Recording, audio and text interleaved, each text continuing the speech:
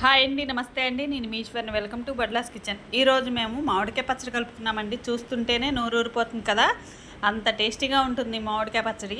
నేను వీడియో చేశానండి, రేపు పోస్ట్ చేస్తాను వీడియోని, మామిడికాయ పచ్చడి వీడియోని ఒకసారి చూడండి. మేమైతే ఎప్పుడైనా సరే పచ్చడి పెట్టుకోగానే చక్కగా ఇలా చేసుకుంటామండి. ఆ పచ్చడి మొత్తం ఒక బాక్స్లోకి తీసుకొని అంటే స్టోర్ చేసుకుంటామండి, ఒక డబ్బాలోకి. తర్వాత అన్నం ఇలా పెట్టుకొని చక్కగా కొంచెం పల్లి నూనె వేసుకొని కొంచెం సాల్ట్ వేసుకొని కలుపుకొని తింటుంటే అసలు ఆ మజానే వేరండి. ఎన్ని పిజ్జాలు బర్గర్లు తిన్నా కూడా ఈ టేస్ట్ రాదండి. ఆవకాయ అన్నం అంటే అబ్బో ఎంతో టేస్టీగా ఉంటుందండి. అసలు మనం తినకుండా ఉండలేస్తామండి. ఒకసారి మీరు కూడా ఆవకాయ పెట్టుకొని, అదే అండి మామిడికాయ పచ్చడి, కొత్త మామిడికాయ పచ్చడి పెట్టుకొని తిని చూడండి, చాలా టేస్టీగా ఉంటుంది. మీరు కూడా ఒకసారి నా వీడియో చూసి ఒకసారి మామిడికాయ కారం చేసుకోండి. మీరు చేసుకుంటారు, నా స్టైల్లో చేయండి ఒకసారి.